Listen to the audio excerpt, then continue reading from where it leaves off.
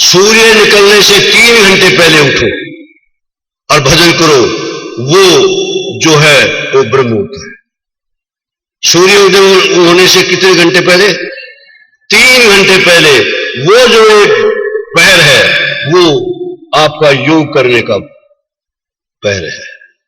आप विचार कर लो कितने बजे उठते हो आप। चलो, आप सुबह एक प्रश्न पूछ रहे थे, फिर चले गए थे शायद। आप ही ने वो नहीं, अगर कोई हो तो वो अभी बता देना, हमारे को लिख के दे देना, हम आपके प्रश्न का उत्तर देने की कोशिश करेंगे। मैं ढूंढ रहा था आपको जिस वक्त आप मिले नहीं मिले। अच्छा चलो ठीक, कोई बात नहीं। आइए कथा में प्रवेश करें। सुनिए, अब कहां पहुंच गए थे बोला? गोवर्धन ब्रह्म मुहूर्त में। हाँ, बाबा को लेकर वनलोक में सुबह देखा बाबा नहीं है। सब ग्वाल बालों ने कहा कृष्ण बाबा नहीं है। बाबा को कहा, ध्यान करके देखा कि वनलोक में चले गए। भगवान श्री कृष्ण वनलोक में गए। बाबा को तो बांध के रखा हुआ है और उसके बेटे कृष्ण के लिए गेट पर माला लेकर के खड़े। आइए, आपका स्वागत है। स्वागत तो है मेरे बाबा, तुम्हारे बाबा को हम इसलिए उठा के लाए कि तुम्हारे दर्शन करने थे। तो बहाना था तुम्हारे को बुलाने का, और लाए हम किसको? जैसे रावण सीता को उठा के ले गया। रावण 4 वेद 6 शास्त्र का ज्ञाता था।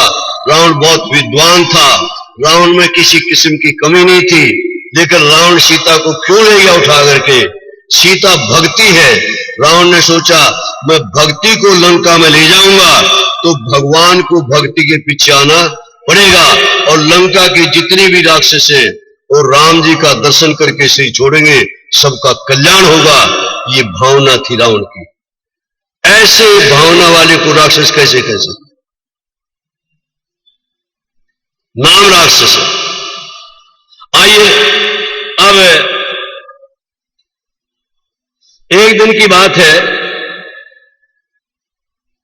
कंस को किसी ने कहा कि मैं बताता हूं कृष्ण और बलराम को मारने का एक तरीका, कि तुम बता दो भाई कि कुश्ती का दंगल का आयोजन करो, कुश्ती का आयोजन करो और उन दोनों को बुला लो, कृष्ण और बलराम को।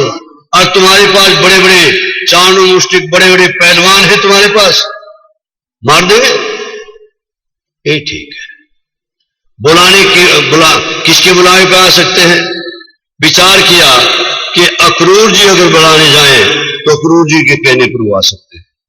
कंस ने अक्रूर जी को बुलाया। अक्रूर जी को बता दिया मेरा उद्देश्य तो है ये, उनको बताना नहीं, लेकिन कन्हैया को और बलराम को तुम लेकर के आओ। अक्रूर ने समझा ये गीदड़ बन गया है, गांव की तरफ दौड़ रहा। जब गीदड़ की मौत आती है ना, ये हरियाणा में एक प्रसिद्ध बात है, गीदड़ की जब मौत आती है तो किधर दौड़ता है? गांव की तरफ। उसी तरीके से ये भी अब अपनी मौत की तरफ दौड़ रहा है। अक्रूर को भेजा। अक्रूर भगवान का चिंतन करते करते जा रहा है। जिधर तुम्हारी चाल होगी उधर का चिंतन शुरू हो जाएगा। जब तुम अपने अपने शहर से चले वृंदावन के लिए, तो चिंतन वृंदावन का हो रहा था कि घर का हो रहा था? और वृंदावन से चलोगे तो चिंतन किसका होगा? अब अक्रूर जी जा रहे भगवान के पास, तो चिंतन किसका हो रहा है? इसलिए इस प्रसंग से एक सूत्र पकड़ो, रोजाना मंदिर में जाओ, मंदिर का चिंतन होगा। कहीं कहीं तीर्थ पे जाओ, तीर्थ का चिंतन होगा। जिधर तुम जाओगे उधर का चिंतन होगा, और जिस प्रकार का चिंतन होगा उस प्रकार का मन पर से मैल या तो लग जाएगा या हट जाएगा। आइए, अब अक्रूर जी पहुंचे वहां। अक्रूर जी जब पहुंचे तो किस समय पहुंचे? जिस समय कन्हैया ग्वालों को गैया और ग्वालों को लेकर के आ रहे थे, जंगल से गौओं को चुरा करके वापस शाम के समय पहुंचे। देखा क्रूर जी को। भगवान ने नतमस्तक होकर के प्रणाम किया। चाचा जी, आपका भतीजा आपको प्रणाम करता है। नंद बाबा को मिले, बड़ा खुशी हुई। जलपान किया, जलपान करके प्रसाद पाया, प्रसाद पा करके अपनी अपनी मंजी पर बैठ गए। नंद बाबा ने कहा, क्रूर, यूं तो आपका आना बड़ा भाग्य का है, फिर भी किसी विशेष काम से आए तो बताओ। अक्रूर जी ने बताया कि कंस कुश्ती करवाना चाहता है और कृष्ण और बलराम को बुलाया है उस कुश्ती में, कुश्ती करने के लिए। यशोदा को तो बसी आ गई। वो तो क्यों? कंस के स्वभाव को जानती है और अपने लाला को जानती है। मेरा लाला तो छोटा। एक बात बताएं आपको, किसी मां का बेटा प्राइम मिनिस्टर भी बन जाए, उस मां के लिए तो वो लाला ही है, लल्ला ही है। क्या है? जैसे मोदी, जिसमें प्राइम मिनिस्टर बना, पहले मां के पास गया, उसके लिए तो वो लल्ला ही है। उसी प्रकार से अब यशोदा को बसी आ गई, और यशोदा को जब बसी आ गई तो बलराम ने कहा, मां घबराती क्यों है? मैं हूं ना, मैं इसके साथ हूं, हमारा क्या बिगाड़ देगा वो? सुबह हुई, रथ में बैठे, रथ चलने लगा, गोपियों ने रथ को पकड़ लिया। वहां का नजारा अगर आपको मैं मुख से वर्णन करूं, कई गोपियां तो रथ के पहिए के नीचे लेट गई, कई सड़क पर लेट गई, कईयों ने पहिया पकड़ लिया, कईयों ने घोड़े की लगाम पकड़ ली। अक्रूर, तेरा नाम तो क्रूर है और काम तेरा क्रूर है, हमारे कन्हैया को ले जा रहा है। बलराम ने समझाया, कन्हैया ने समझाया, देवियों शांत करो, मैं आऊंगा, हमारा विशेष काम होने वाला है। जिस काम के लिए हम धरती पर आए हैं वो काम हमारा वहां होने वाला है, हम इसलिए जा रहे हैं। बड़ी मुश्किल से गोपियों से पिंड छुटा करके आगे बढ़े। आगे जमुना जी आ गई। जमुना जी में स्नान करने के लिए उतरे। कौन? अक्रूर जी। अक्रूर जी ने जल में डुबकी लगाई, दोनों अंदर जल में बैठे हैं। ऊपर उठे, दोनों उधर रथ के ऊपर बैठे हैं। फिर डुबकी लगाई, देखा मेरा कोई बहन तो नहीं है, फिर डुबकी लगाई, दोनों अंदर बैठे हैं। अब अक्रूर समझ गए ये भगवान है, ये साधारण राजकुमार नहीं। मथुरा के गोरे पर आ गए। दिन छिपाऊ हो गया। भगवान श्री कृष्ण ने कहा, चाचा जी, आज हम यहीं मथुरा के बाहर निवास करेंगे। उन्होंने कहा, मेरे घर चलो, कि तेरे घर आएंगे, लेकिन काम करके आएंगे, जो हम काम करने आए हो काम करके आए। रात को वे विश्राम किया। सुबह होते ही दोनों शौचकर्म से निवृत्त होकर के मथुरा की नगरी में प्रवेश करते हैं। मथुरा की नगरी में प्रवेश किया, और मथुरा की नगरी में जब प्रवेश किया तो जितने बालक थे, जितने देवियां थी, जितनी मेरी बेटियां थी, जितनी बहनें थी, जितने भाई थे, बूढ़े थे, जवान थे, कोई भी था, भगवान श्री कृष्ण का रूप ऐसा खिंचाव वाला था, सब उसके पीछे पीछे हो लिए, जैसे गांव में बंदर बंदरी का खेल दिखाने वाले के पीछे बालक हो जाते। समझ गए? अच्छा, सामने से देखा, एक 8 जगह से टेढ़ी एक देवी जा रही है, उसके हाथ में कटोरा है। भगवान कृष्ण ने पूछा, देवी तुम कौन हो? देवी ने कहा, भगवान मेरे को कुब्जा कहते हैं, मेरा कुब्जा नाम है। तेरे हाथ में क्या है? कि चंदन का चंदन है। कहां ले जा रही है? कि कंस मेरे हाथ का रगड़ा हुआ चंदन ही अपने माथे पर लगाता है, मैं ले जाती हूं। ये चंदन हमें नहीं मिल सकता है, तुम स्वीकार कर लो तो मेरा जीवनी कृतार्थ हो जाए। चंदन भगवान ने उस कटोरे में से लिया, अपने माथे पर लगाया, और लगा करके कहा, तुम 8 जैसे टेढ़ी कैसे हो? कि मेरे को भगवान ने बनाया, भगवान ने मेरे को ऐसा। भगवान कहने लगे, कर्म जीव करता है और दोष भगवान पे देता है। ये कुब्जा जो है त्रेता की मंथरा थी। त्रेता की मंत्रा थी, जो जैसे कर्म करता है उसका अगला जन्म वैसे मिलता है। लेकिन अब किए हुए कर्मों का फल मिट चुका हो, भुगत हो चुका था कि देवी तेरे को सीधी कर दूं तो बड़ी मेहरबानी हो जाए। भगवान ने उसके पैर पर अपना एक चरण रखा, दिया यूं, और दो तो नाचने लगी, महाराज कुब्जा का उद्धार। आगे चले, धोबी जा रहा था कपड़े लेकर के। धोबी से पूछा, भाई कपड़े किसके हैं? कि कंस के। हमें मिल सकते हैं? अरे ओ गवालो, राजा के कपड़े दौड़ते नहीं, हंसे मार खाओगे। भगवान ने एक थप्पड़ मारा उसको, शीत धड़ से अलग होकर के हो गिरा। जितने और साथी थे वो तो दौड़ गए। जितने ग्वाल बाल थे ना साथ में, उनको कहा कि अपने अपने पसंद के छांट लो। किसी को बड़ा था, किसी को छोटा था। आगे दर्जी बैठे थे, दर्जियों ने उनका सेट कर दिया और उसमें प्रवेश करते हैं, उस कक्ष में जिसमें दंगल होना है। उसमें क्या कर रखा था कंस ने? गेट के ऊपर एक धनुष रखा हुआ था। जैसे धनुष रखा था जनकपुर में राम जी को तोड़ने के लिए, वैसे धनुष वहां रखा था। 300 जवान उस धनुष को उठा करके लाए थे कि पहले तो उनको बोलना धनुष को तोड़। जब गए गेट के ऊपर तो दरबार वालों ने कहा, कन्हैया पहले तो धनुष को तोड़ना पड़ेगा, फिर प्रवेश है। भगवान ने जिस प्रकार से राम जी ने उठा करके 2 टुकड़े किए थे, भगवान श्री कृष्ण ने उठा करके 2 टुकड़े किए। इतनी आवाज हुई कि कंस के कानों में गूंजने लगी। कंस ने पूछा, क्या हुआ?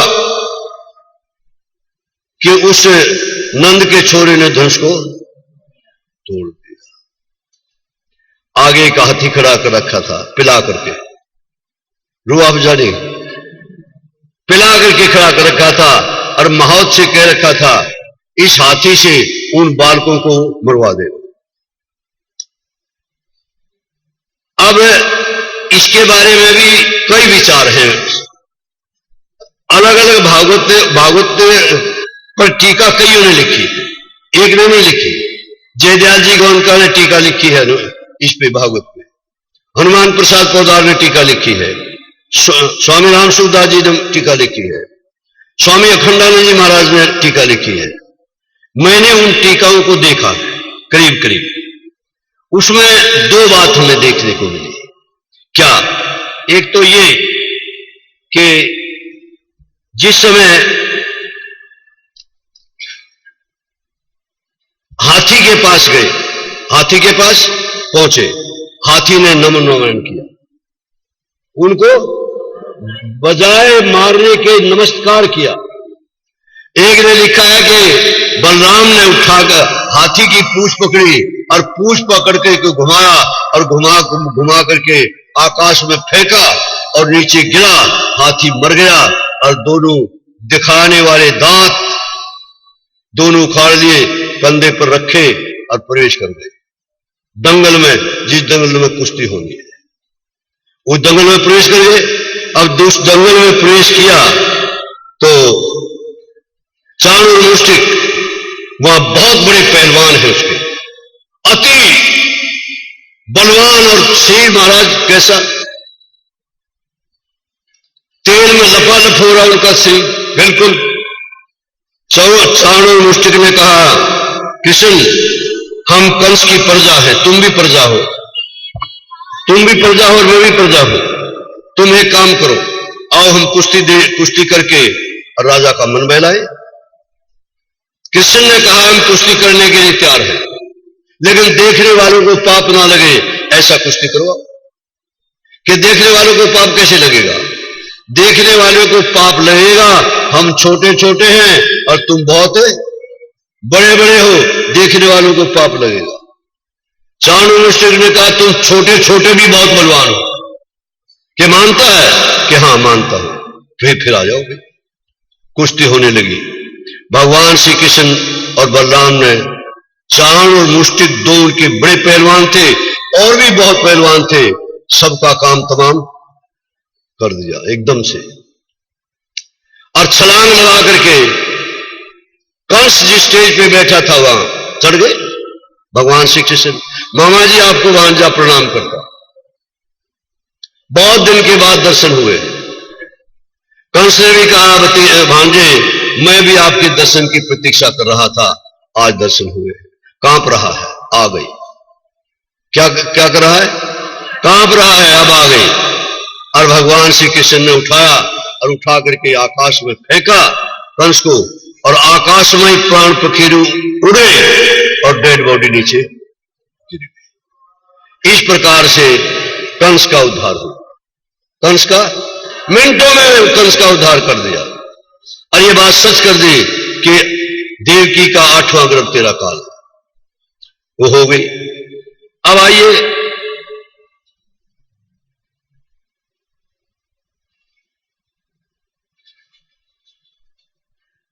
जब कंस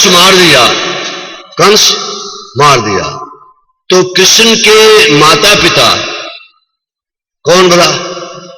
देवकी और कैद में है। भगवान श्री कृष्ण गए उनको कैद से निवारण करने के लिए। कंस ने अपने पिता उग्रसेन महाराज को भी कैद में डाला। देखिए उनकी बुद्धि और उनकी त्याग वसुदेव और देवकी की। जब कन्हैया गया कि तुम्हारे को बार करते हैं, उन्होंने कहा कृष्ण मथुरा के राजा ने हमारे को कैद में डाला है, मथुरा के राजा के ऑर्डर चाहिए, मथुरा के राजा के ऑर्डर चाहिए। मथुरा का राजा तो मर गया। उनकी इच्छा थी पहले अपने नाना को कैद से बाहर करें, उसका राज तिलक करें, उसके ऑर्डर आए तब हम, यानी पहले हम कौन रिहा हो? अग्रसेन। भगवान श्री कृष्ण ने उग्रसेन को रिहा किया, उग्रसेन को गद्दी पर बैठाया। उग्रसेन कहने लगे बेटा तुम गद्दी पर बैठो, कि मैं गद्दी पर बैठने के लिए मैंने कंस को नहीं मारा, गद्दी के लालच में नहीं मारा है। एक बात और हम बताएं यहां पर आपको रामायण की। भगवान श्री राम जी ने गद्दी के लालच में बाली को नहीं मारा है और गद्दी के लालच में राम को नहीं मारा। गद्दी के लालच में अगर रावण को मारते तो लंका का राज्य शत्रुघ्न को भरत को दे देते, और किष्किंधा का राज शत्रुघ्न को दे देते। गद्दी के लालच से धर्म युद्ध है ये। कैसा युद्ध है? धर्म युद्ध। किसी की लालच में नहीं। अब यहां भी देखिए, यहां जिस वक्त उग्रसेन को निकाल दिया बाहर निकाल करके उग्रसेन कहते बेटा तू गद्दी पर बैठ, कि मैं गद्दी पर बैठने वाला हूं, गद्दी तुम्हारी है, तुम गद्दी पर बैठो। उस उग्रसेन का राज तिलक किया। अब मथुरा का राजा कौन बन गया? अग्रसेन। अग्रसेन के ऑर्डर लिए, अग्रसेन को लेकर के भगवान श्री कृष्ण मथुरा की जेल में आते हैं और तब उनका निवारण करते हैं। कितनी बुद्धिमत्ता है। अच्छा हम होते तो हमें पहले निकाल, क्यों? लेकिन मर्यादा देखिए, और पहले अपने पिता को यानी ससुर को छुड़वाया, फिर आप। अब एक कथा आती है यहां, क्या कि कंस की 2 पत्नियां थी, आस्ती और प्राप्ति, 2 थी। एक किसकी बेटी थी? जरासंध की। कंस जब मर गया तो विधवा हो गई। जब विधवा हो गई तो ये अपने पिता के पास गई। जब अपने पिता के पास गई तो पिता ने देखा इनकी मांग में सिंदूर नहीं है और साड़ी का रंग सफेद। बेटी ये क्या वेश बना है? कि पिताजी उस कंस के छोरे ने तेरे दामाद को मार दिया। कंस के छोरे ने तेरे दामाद को, छोरे को समझते हो?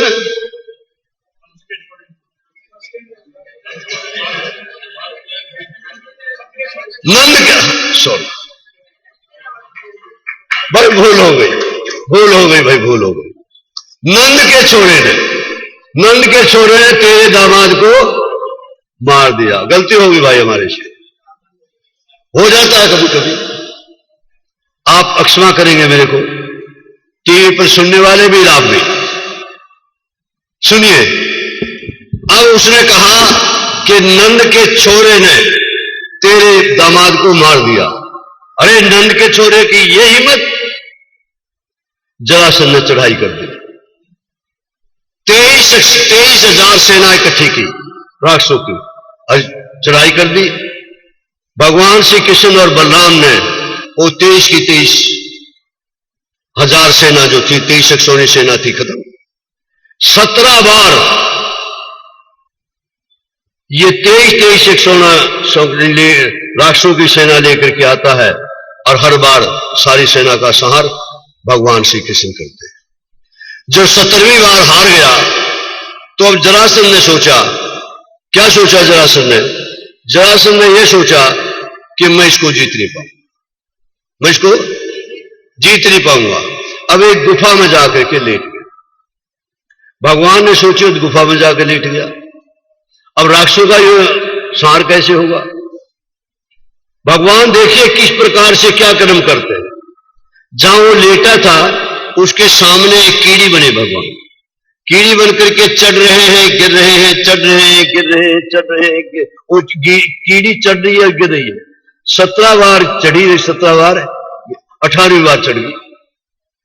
उसके मन में हौसला हो गया, ये कीड़ी जब 18वीं बार चढ़ सकती है तो मैं 18वीं बार जीत सकता हूं मैं भी। फिर युद्ध के लिए ललकार हो गई। एक काल्यवन नाम का एक राजा था। उसको एक ऋषि का वरदान था, क्या युद्ध में तेरे को कोई भी मार नहीं सकेगा, कोई भी, यहां तक कि भगवान भी नहीं मार सकेंगे तेरे को युद्ध में। जरासंध ने उसके जाकर के पैर पकड़ लिए, मेरी इमदाद कर, कि चल भाई तुम आए। अब इधर से तो काल्यवन आ गया, उधर जरासंध है। भगवान ने सोचा कि इस काल्यवन का उद्धार मैंने करना। अपने भाई को कहा कि तू जरासंध को कहा कि तू उसको संभाल। बलराम को कहा तू जरासंध को संभाल और मैं संभालता हूं काल्यवन को। अब जरासंध तो उसके संभाल रहा, बलराम तो जरासंध को संभाल रहा है। और ये निकले, काल्यवन आया, भगवान निशस्त्र निकले, कोई शस्त्र हाथ में नहीं, अकेले यूं निकले। काल्यवन ने सोचा अगर मैं हथियार लेकर के निकलूंगा तो मेरी बेइज्जती इसमें, मैं भी नहीं था। आगे आगे श्री कृष्ण और पीछे पीछे काल्यवन। एक गुफा में जाकर के एक मुचकुंद नाम का राजा सो रहा था।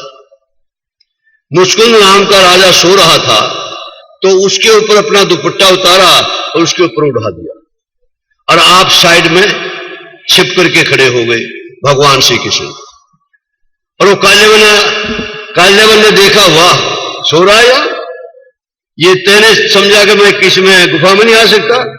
एक ठोकर मारी, ठोकर मारते ही मुचकुंद की आंख खुली। आंख खुलते ही वो ढेर हो गया, से जल करके ढेर हो गया। श्री सुखदेव जी कथा सुना रहे थे राजा परीक्षित को। श्री सुखदेव जी से राजा परीक्षित ने पूछा कि गुरुदेव इसमें कोई खास बात अगर है तो मेरे को बताओ। कि खास बात एक है इसमें। क्या? एक बार की बात है, देवताओं में और राक्षसों में युद्ध हुआ। राजा मुचकुंद के पास देवता है, हम हार रहे हैं, हमारे को जिताओ। राजा मुचकुंद देवताओं की सहायता के लिए अपनी सेना लेकर के राक्षसों से युद्ध करने लगा। बहुत दिनों तक युद्ध होता रहा। राक्षस हार गए और देवता जीत गए। देवताओं ने मुचकुंद को कहा कि तुम्हारी कृपा से हम जीते हैं, कुछ देर स्वर्ग में निवास करो। मुचकुंद ने कहा भाई देखो बात यह है, मेरे को विश्राम करने की, स्वर्ग में रहने की कोई इच्छा नहीं। मैं बहुत थक गया करते करते, मैं सोना चाहता हूं। मेरे को ऐसी जगह सुला दो कोई मेरे को उठाए, और कोई मेरे को उठाए मेरी आंख खोले जल करके भस्म हो। ये वरदान मांग लिया और वो मुचकुंद वहां सो रहा था। भगवान काल्यवन को यह था कि युद्ध में तेरे को कोई मार नहीं सकेगा, और उसको था जो उसको उठाएगा वो जल करके भस्म हो जाएगा। भगवान ने उस गुफा में जाकर के अपनी ये उतारी और मुचकुंद पर उड़ा दी, और आप साइड में खड़े हो गए। पीछे से राजा एक काल्यवन आए, और काल्यवन ने देखा यहां सो रहा है। उन्हें सोचा मुचकुंद सो रहा है, किससे सो रहा है? तो एक ठोकर मारी, मुचकुंद की आंख खुली, जल करके भस्म। कौन? काल्यवन। मुचकुंद की आंख खुला दी और काल्यवन का कल्याण करा दिया। ये भगवान श्री कृष्ण की ही लीला है। ऐसी लीला भगवान श्री कृष्ण ही कर सकते हैं, और के बस की बात नहीं। अब भगवान श्री कृष्ण और बलराम छोटे छोटे थे अभी तो। अब इनको शिक्षा प्राप्त करने के लिए भेजना था, गुरुकुल में भेजा। दोनों भाइयों को गुरुकुल में भेजते हैं, संदीपनी ऋषि के आश्रम। दोनों संदीपनी ऋषि के आश्रम में जाते हैं, और वहां संदीपनी ऋषि के आश्रम में जाकर के ये शिक्षा ग्रहण करते हैं। 64 दिन में 64 विद्याएं।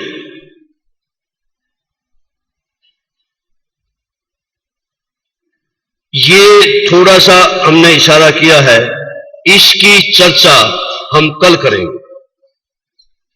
कल सुदामा और उसका चित्र आएगा। देखिए, एक दिन की बात है, भगवान श्री कृष्ण उद्धव के सामने गोपियों के प्रेम की कथा बहुत कहे। उद्धव ज्ञानी था और गोपियां प्रेमी थी। ज्ञानी में प्रेमी में बहुत फर्क होता है। ज्ञानी में अभिमान का खतरा रहता है, और भक्तों में अभिमान का खतरा। बार बार गोपियों की चर्चा करते, और उद्धव कहता उनमें क्या है? ज्ञान तो उनके पास है ही नहीं, ज्ञान तो उनके पास है ही नहीं। भगवान श्री कृष्ण ने कहा कि एक काम करो। क्या काम करें? काम ये करो तुम कि मेरी गोपियों को ज्ञान देकर के आओ। ठीक है। रथ पर सवार हुए और गोपियों को ज्ञान देने के लिए ब्रज में आ गए। ब्रज में जब रथ रुका, गोपियों ने देखा कृष्ण आ गया। अब जाकर के देखा कृष्ण ने तो उद्धव को पूछा कैसे आए हो? कि कृष्ण ने भेजा है। कि कहां से? मथुरा से। क्या करने के लिए? कि तुम्हें ज्ञान देने के लिए। कि ज्ञान को कहां रखे? कि दिल में रखो। कि दिल एक था वो तो चोरी हो गया। कौन चुरा के ले गया? कि वो कन्हैया चुरा के ले गया। रखेगा। सुनो दो, तुम्हारा कृष्ण होगा मथुरा में, हमारा कृष्ण हमारे पास है। हमारा कृष्ण तो हमारे पास है। देखना चाहता है क्या? बड़े चंबे में हो गए। क्या कह रही है? मैं कृष्ण को वहां छोड़ के आए, कहते कृष्ण हमारे पास है। और वो कहते देखना चाहते हो? कि दिखाओ। गौशाला में ले गए। गौ के एक एक शरीर के अंग अंग में कृष्ण दिखाई दिया। वन में ले गई। वन में एक एक वृक्ष के एक एक डाली पर बैठा हुआ बंसी बजाता हुआ नजर आ रहा है।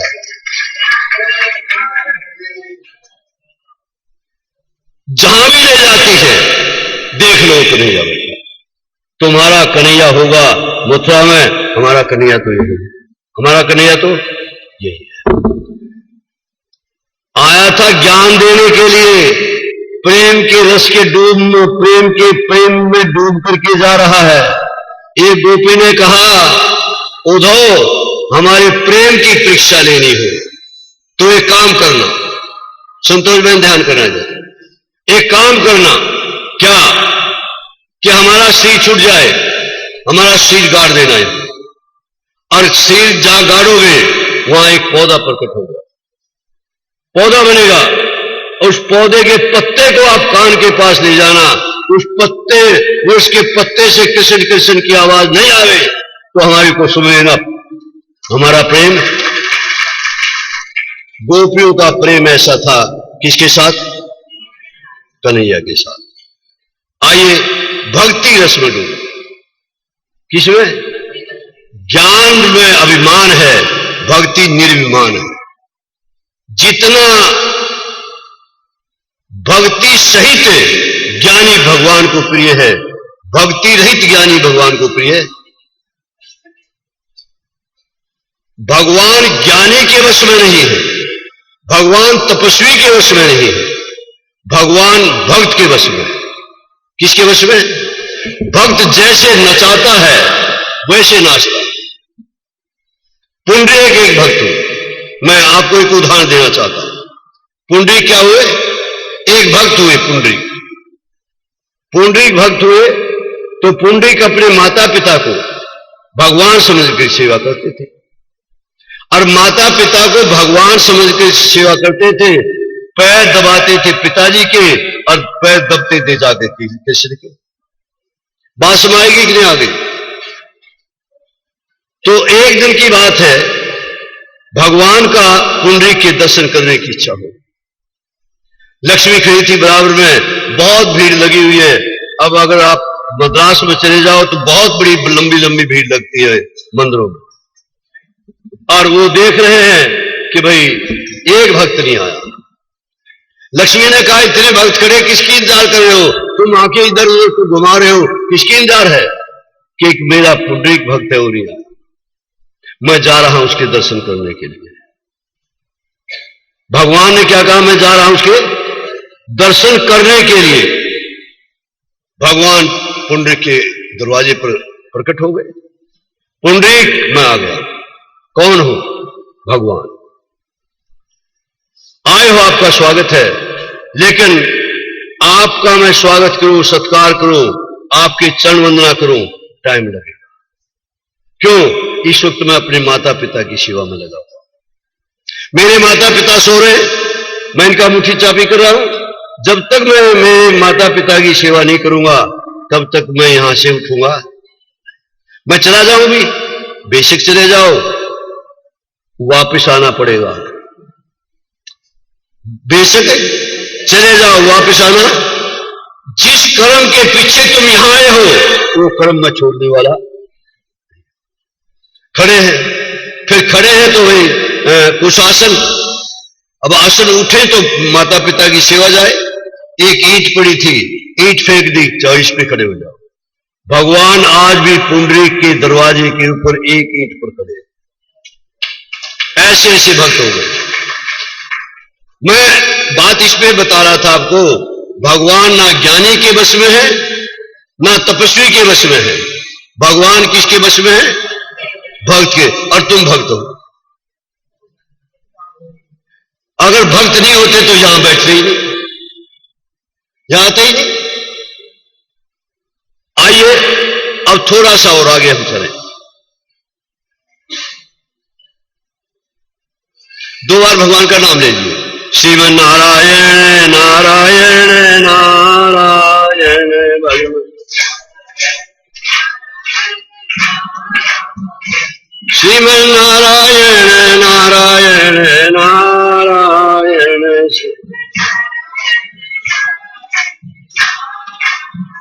भजमन नारायण नारायण नारायण भजमन। बोलो आनंद कंद सदानंद भगवान की जय। सुनिए जरा, एक आपको किस समय, किसका समय कब बदल जाए कुछ नहीं कह सकते।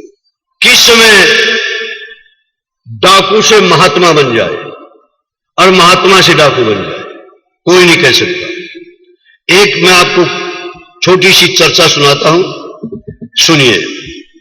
एक चोर था। कौन था? चोर था। तो कभी पंडित जी के चोरी करे, क्या मिलेगा? कभी किसी के करे, कभी किसी के करे, महीने दो महीने का गुजारा हो, फिर चोरी करनी पड़े।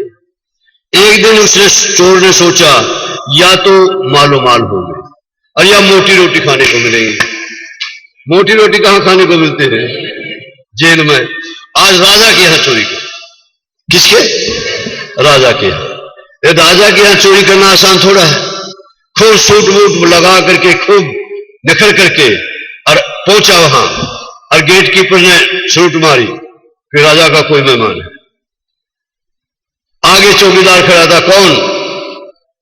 कि चोर।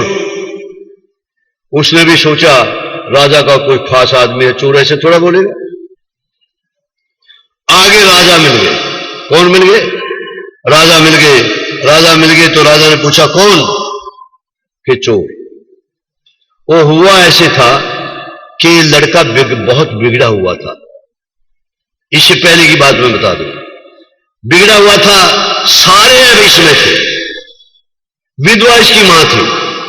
इसकी मां एक महात्मा के पास गई कि मैं विधवा, और मैंने इसको पाला, छोटा सा था जब इसके पिता चले गए, और आज ये सारे अवगुण इसके अंदर है कि तुम मेरे पास लाना।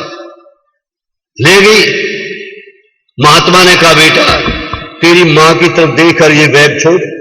बोला महात्मा जी मेरे से नहीं छूटे कुछ भी, ना पीना छूटे ना खाना छूटे, जितने ऐब भी हैं वो मेरे से एक भी ऐब छूटने वाला। महात्मा जोर लगा रहे लेकिन एक ऐब छोड़ने के लिए तैयार नहीं। महात्मा के पास बड़ी युक्तियां होती हैं कि अच्छा बेटा मैं इजाजत देता हूं, सारे कुकर्म करना, सारे कुकर्म करना, लेकिन एक बात करना, सच बोलना। हाँ ये बात मान ले, सच बोलने वाली बात है मैं मान लेता हूं, सच बोलो। और ये ऐसे होते जड़ होते। अभी ठाट बाट करके जा रहा है, रास्ते में पंडित जी मिले, भाई कहां जा रहे? कि चोरी कर दो। पंडित जी ने सोचा ऐसे कह रहा चलो जाने दो भाई। आगे गेट कीपर मिला, कौन? चोर। उन्हें सोचा राजा का कोई खास है। आगे राजा मिल गया, कौन हो तुम? बोलना सच है कि चोर हूं महाराज। क्या करने आया? चोरी करने। राजा ने सोचा इसका दिमाग का शिकरू हिला हुआ, जा भाई। अब वो रात को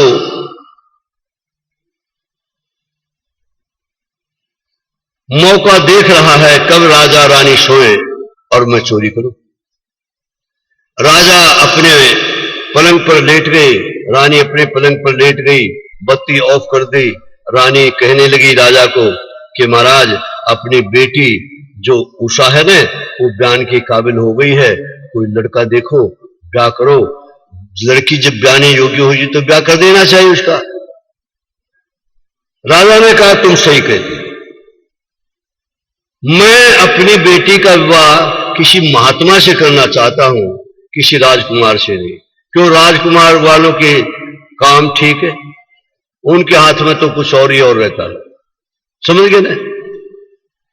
कि ठीक है किसी महात्मा के साथ कर दो, मेरे को इससे कोई उद्वेज नहीं है, महात्मा के साथ करो, लेकिन लड़की की शादी कर दो। ठीक है। अब वो लड़की की शादी करने सुबह दरबार में गया। दरबार में मंत्रियों को कहा भाई देखो भाई हम अपनी लड़की की शादी करना चाहते हैं, कोई महात्मा को तलाशो। कोई महात्मा अगर तैयार हो जाए शादी करने के लिए हम अपनी लड़की की शादी करते हैं। ये बात दोनों की हो रही है और वो चोर सुन रहा है। ए बिटिया पीछे नहीं देखो, बोलो श्री वृंदावन बिहार। पीछे नहीं देखना, आगे देखना। क्या बात बता रही थी व्यास गद्दी आपको? चोर सुन रहा कि महात्मा के साथ इसने बेटी की शादी, हो सकता है तेरा सूत बैठ जाए।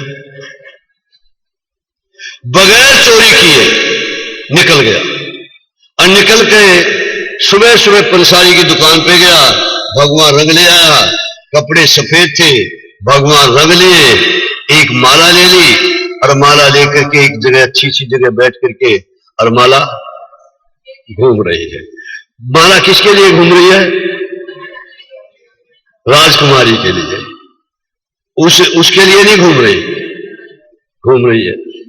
अब सुबह राजा दरबार में गए, दरबार में जाकर के घोषणा करी कि भाई किसी संत को देखो, राजा के मंत्री वृंदावन में भी आए, हरिद्वार में भी गए, बद्रिकाश्रम में भी गए, अयोध्या में भी गए, असली संतों से पूछते हैं भाई शादी करवानी हो तुम करवा देते हैं।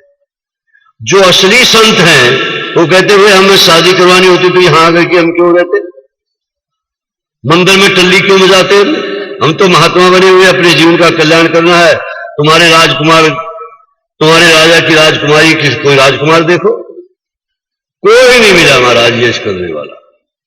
और ये भी बैठा था एक जगह, ऐसे देखा राजा के मंत्री, स्पीड बढ़ गई। किसकी स्पीड बढ़ गई? माला की स्पीड। और माला की स्पीड बढ़ी तो उस मंत्री ने, राजा के मंत्री ने साष्टांग प्रणाम किया। महाराज, हमारे राजा अपनी बेटी की शादी किसी संत से करना चाहते हैं। सबने तो जवाब दे दिया, लेकिन आप आज्ञा दें तो आपके साथ शादी कर। उसको इतनी खुशी हो गई कि मैं अपने मिशन में पास हो गया, बहुत खुशी हुई। उस खुशी में ना तो ना कहीं ना हाँ कहीं, चुप रह गया। मंत्री समझ गया कि भेष को देख करके ये कुछ शर्मा रहा है, लेकिन राजा है तो ये शादी कर सकता है। जाकर के मंत्री ने रिपोर्ट दी, महाराज वृंदावन में, हरिद्वार में, बद्रिकाश्रम में, अयोध्या में किसी ने भी यश नहीं। एक महात्मा बैठा फलानी जो नौजवान है और है भी सुंदर, उसने ना तो ना की है ना हाँ की। मेरा आइडिया है कि अगर तुम जाओ तो तुम्हारा काम बन सकता है। राजा ने कहा भाई जिसको हमने लड़की देनी है उसको, उसके पास जाने में हमारा क्या हर्ज है, दामाद जिसको बनाना है। राजा गए और राजा जाकर के साष्टांग प्रणाम किया। साष्टांग किसको प्रणाम किया? महात्मा को, चोर को। अब देखो मन कैसे बदलता है, कैसे मन बदलता है। वो जो चोर है उसने क्या समझा, अभी मैंने ऊपर के वस्त्र बदले हैं, अभी मैंने वस्त्र बदले हैं, राजा मेरे चरणों में पड़ा है, अगर मैं अपना मन भी बदलूं तो भगवान मेरे चरणों में आ जाएंगे। उसने कहा राजा बात गई, वो किसी राजकुमार के साथ जाकर के शादी करो, ये तुम्हारा काम यहां चलने वाला। और पूर्ण रूपेण से बहुत उच्च कोटि का साधु बन गया। क्या था? चोर। कभी ठोकर जब लगती है ठाकुर की याद आ जाती है। जब किसी की क्या लगती है? ठोकर जब लगती है तो ठाकुर की याद आ जाती है। तो इस प्रकार से जब ठोकर लगने का मतलब है कि किसी प्रकार का भी कष्ट आवे, ये भगवान की ठोकर है, उसमें घबराना नहीं चाहिए, उसमें हमें हिम्मत रखो और अपने जीवन के उद्देश्य को प्राप्त करने के लिए भजन नहीं छोड़ना कभी भी। क्या? भजन कभी भी छोड़ना। देखिए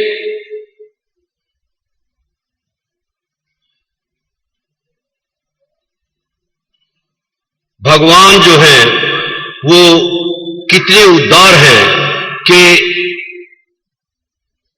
कोई भी भगवान के पास आता है, मित्र बन करके आए उसका उद्धार करते हैं, शत्रु बन करके आए उसका उद्धार करते हैं, सखा बन करके आए उसका उद्धार करते हैं, पत्नी बन करके आए उसका उद्धार करते हैं। भगवान कहते हैं कि कोई संबंध मेरे साथ जोड़ लो, मैं तुम्हारा कल्याण कर लूंगा। अर्जुन ने सखा का संबंध जोड़ा, अर्जुन ने सखा का संबंध जोड़ा, उद्धार हो गया।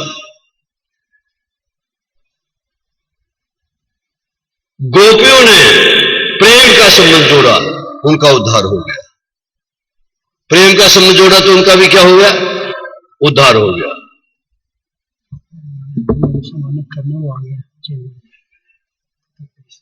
अच्छा ठीक है।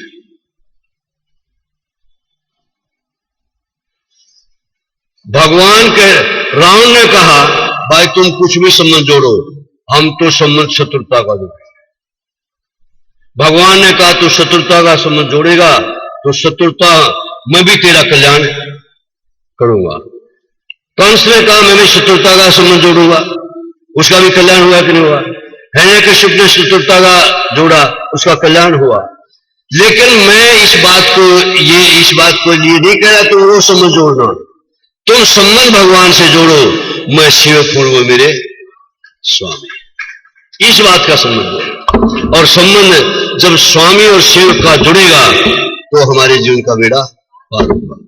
तो समय हो रहा है, अब मैं अपनी वाणी को यही विराम देता हूं। कल रुक्मिणी विवाह होगा, कल रुक्मिणी विवाह होगा और भगवान की और अन्य अन्य गाथाओं को मिलेंगी।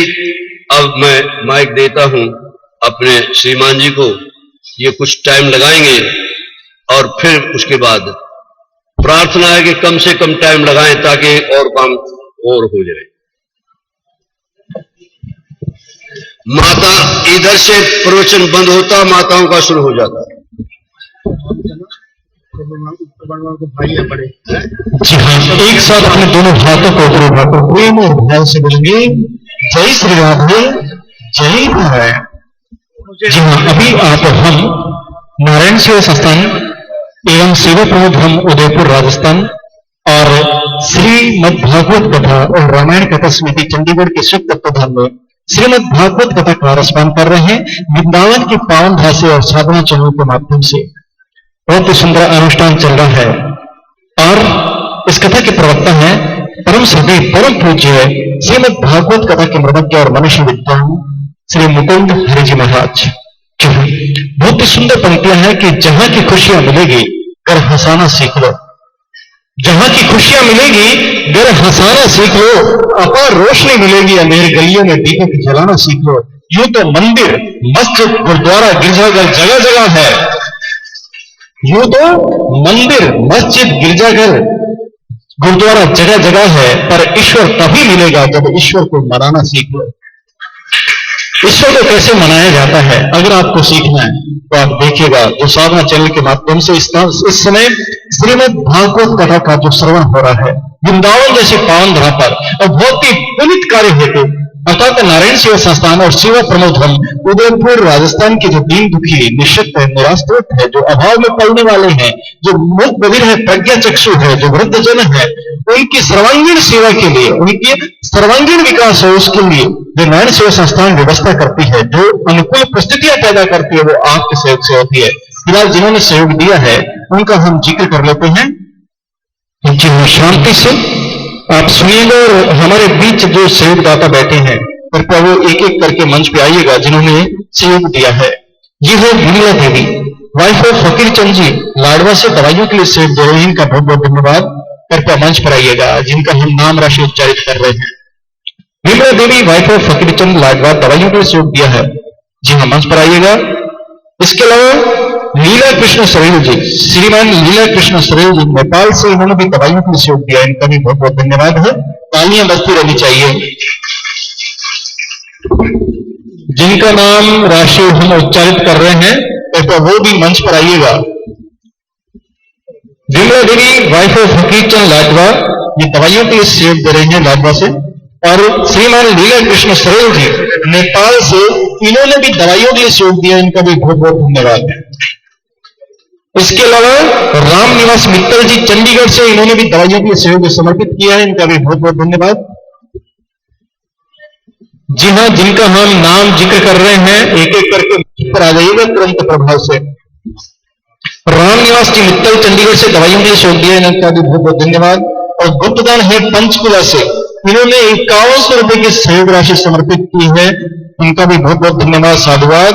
तालियां बजती रहनी चाहिए। जी हाँ, देखो एक बच्चे के ऑपरेशन के लिए 5100 रुपए का सहयोग दिया है और वो भी गुप्तदान, कितनी बड़ी भावना है। इसके बाद पंचकुला से एक और देवी जी है जो हमारी बहन है, उन्होंने भी 5100 रुपए का सहयोग दिया, ये भी गुप्तदान है। कृपया अगर यहाँ पर वो इस बात को समझ रही है, उनको पता है, तो कृपया मंच पर आइएगा। इसके अलावा छोटे राम जी शर्मा हिसार हरियाणा से, इन्होंने दवाइयों के लिए सहयोग राशि दी है, इनका भी बहुत बहुत धन्यवाद है, ये भी कृपया मंच पर आएंगे। इसके अलावा जिन्होंने सहयोग दिया है, जी हाँ छोटे राम जी आइएगा। इनका बहुत बहुत आभार प्रकट करते हैं, इनकी भावना को सलाम करते हैं। इसके अलावा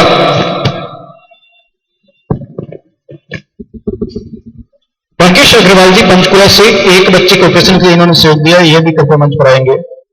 और भी जिनके मैं नाम ले रहा हूं एक एक करके मंच पे आए आशीर्वाद लेने के लिए। केशव अग्रवाल जी, केशव अग्रवाल जी, जी हाँ, इस पे लिखा हुआ है। इनकी 50 ये मैरिज एनिवर्सरी है, शादी की सालगिरह है 50वीं। इनका हम तालियों से स्वागत करते हैं, हार्दिक शुभकामनाएं देते हैं और इनकी जोड़ी सलामत रहे ऐसे भगवान से प्रार्थना दुआ करते हैं। इन्होंने ऐसे मौके पर 6 बच्चों के ऑपरेशन के लिए सहयोग दिया है, विशेष तालियां बजाइएगा इनके लिए। इसके अलावा शैली शर्मा जी यूएसए से, यूनाइटेड स्टेट ऑफ अमेरिका से शैली शर्मा जी एक बच्चे को ऑपरेशन के लिए सहयोग दिया, इनके लिए भी तालियां बजाइएगा। और सौरभ शर्मा जी ये भी यूएसए से एक बच्चे को ऑपरेशन के लिए सहयोग दिया है। इसके अलावा जिन्होंने एक बच्चे को ऑपरेशन के लिए सहयोग दिया है वो है राजेंद्र गुप्ता जी गोहाना से, सुशीला मित्तल पंचकुला से। ये सभी मंच पर आ जाए अगर यहां पर उपस्थित है तो। राजेंद्र गुप्ता जी गोहाना से, सुशीला मित्तल जी पंचकुला से, नरेंद्र कुमार गुप्ता रोहतक से, मित्तल लाल मित्तल नरवाना से, बनारसी दास गोयल गोहाना से, सत्य अंसारी जी गोहाना से, डॉक्टर सत्यनारायण गुप्ता जी गोहाना से और विपुल नारायण नरवाना से, विपुल जी नरवाना से। इसके अलावा आत्माराम जी चंडीगढ़ से, इन्होंने भी 11,000 रुपए का सहयोग दिया है, कृपया ये भी मंच पर आ जाएं, इन्होंने संस्था के लिए सहयोग दिया है, इनका बहुत बहुत आभार प्रकट करते हैं। इसके अलावा साधना चैनल के माध्यम से जो इस कार्यक्रम से जुड़े हुए हैं श्रोता दर्शक, वो भी दानदाता का रूप धारण कर रहे हैं, सहयोग दे रहे हैं। जी हाँ, जिन्होंने सहयोग दिया वो है निष्काम सेवा मंडल पंचकुला हरियाणा से, इन्होंने 13,000 रुपए की घोषणा करवाई है। जी, इनका बहुत बहुत आभार प्रकट करते हैं। कल भी इनका नाम राशि उच्चारित की थी, परंतु किसी काम से शायद उन्होंने ये घोषणा नहीं सुनी।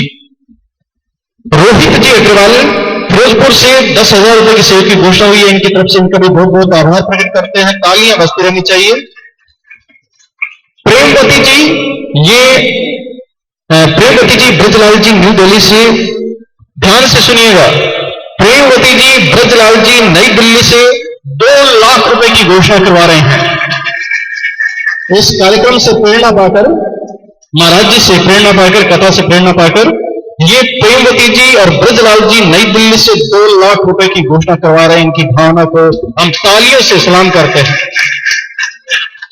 अनीता जी दिल्ली से 5,000 रुपए की सहयोग की घोषणा करवा रहे हैं, इनका बहुत बहुत धन्यवाद। सुरक्षा जी सोनी, ये दिल्ली से 5,000 रुपए की सहयोग की घोषणा करवा रहे हैं, धन्यवाद। तालियां बजती रहनी चाहिए इनके लिए। एमएस बंसल इंडस्ट्री भीलवाड़ा राजस्थान से, ये भी 5,000 रुपए की सहयोग की घोषणा करवा रहे हैं, इनका भी साधुवाद। संजना जी शर्मा गुड़गांव से दवाइयों के लिए सहयोग दे रहे हैं, इनका भी बहुत बहुत धन्यवाद, साधुवाद। कमला देवी दोपहर हनुमानगढ़ जंक्शन से ये 11,000 रुपए की सहयोग की घोषणा करवा रहे हैं, इनका बहुत बहुत तालियों से आभार प्रकट करते हैं। कमला देवी सांकर जी, ये 11,000 रुपए की सहयोग की घोषणा करवा रहे हैं, इनका भी बहुत बहुत आभार प्रकट करते हैं। इसके अलावा टाइगर चौधरी जी की आत्मा की शांति के लिए, जहां ये विनरी चौधरी हावड़ा से ये 5,000 रुपए की सहयोग की घोषणा करवा रहे हैं एक बच्चे के सहयोग के लिए, बहुत बहुत आभार प्रकट करते हैं इनका। लक्की चंद जी नोएडा से 13,000 रुपए की सहयोग की घोषणा करवा रहे हैं। लक्की चंद जी नोएडा से है, ये 13,000 रुपए की इनकी घोषणा हुई इनके द्वारा। तो इन सभी महानुभावों का हम एक बार पुनश्च अपने हृदय के अंतःकरण से आभार प्रकट करते हैं और अपेक्षा करते हैं कि आप यही सहयोग की घोषणा करवाते रहेंगे, इस्तकबाल करते हैं। और अगर आप सहयोग देना चाहते हैं, टीवी स्क्रीन पर बराबर नारायण सेवा संस्थान के संपर्क चित्र प्रेषित होते हैं, इन नंबरों पर संपर्क करें। इसके अलावा इन नंबरों पर संपर्क कर सकते हैं जो व्यासपीठ पे विराजित है, जो निःशुल्क कथा करते हैं। ये इनका शौक है, शौक हो तो ऐसा हो, धार्मिक शौक बहुत मायने रखता है। तो ऐसी शौक के लिए मैं महानुभावों से कहता हूं कि तालियां बजाइएगा। ऐसे शौक पालने वाले कथा प्रवक्ता जिनके आप शिष्य हैं, ये सौभाग्य है। जी हाँ, तो इनके मुखारबिन से अगर आप भी कथा करवाना चाहते हैं तो उसके लिए भी आप टीवी स्क्रीन पर जो स्क्रॉल चलता है, नंबर चलते हैं, इन नंबरों पे आप संपर्क कर सकते हैं, सहयोग के लिए घोषणा करवा सकते हैं। जी जयपाल जी जैन, जय भारत सरिया के मालिक, ये कुछ अपना वक्तव्य दे रहे हैं। व्यास गद्दी में विराजमान हमारे संत मुकुंद जी और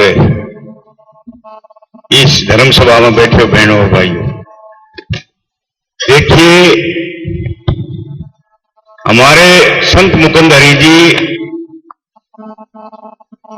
ने ये घोषणा की है कि कोई भी भाई निःशुल्क कथा करवाना चाहे तो मैं उसके लिए हाजिर हूं,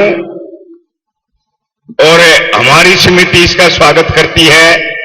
अगर हमारे स्वामी मुकुंद हरि जी की इच्छा है, ये कोई शुल्क पैसा नहीं लेते और अपने खर्चे पे जहां भी आप कथा करवाएंगे, चाहे न फ्लाइट से जाना पड़े, चाहे न रेल से जाना पड़े, चाहे अपनी गाड़ी से जाना पड़े, वो पैसे ये खुद अपनी जेब से देंगे। ऐसी इन्होंने इच्छा प्रकट की है।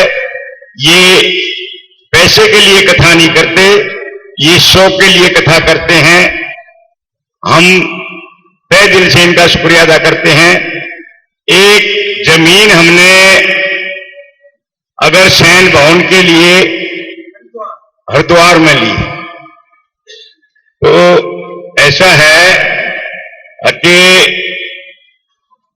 उसका अब जैसे महाराज की इच्छा है, उसको अब हम बनवाने जा रहे हैं। जिस भाई का 1 रुपए से लेकर लाख रुपए तक जो भी देना चाहे, जो इच्छा हो, उसमें आप अपना दान उसमें डालिए, ताकि आप जब भी उस धर्मशाला में जाएं, पहले एक धर्मशाला बहुत बढ़िया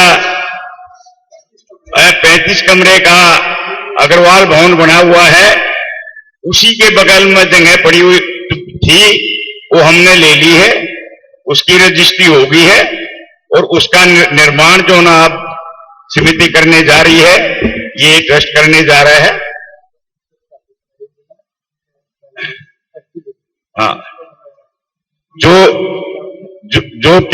इसमें ट्रस्टी बनना चाहे, 3,51,51 रुपए उसके ट्रस्टी के रखे हैं और 2.5 लाख रुपए कमरे के रखे हैं, और दोनों के अगर दोनों जो ना ट्रस्टी भी कमरा देना चाहे तो दोनों के 5 लाख रुपए हैं, और भी अगर कोई 1 रुपए का भी दान अगर देगा तो हमारी समिति उसको लेगी।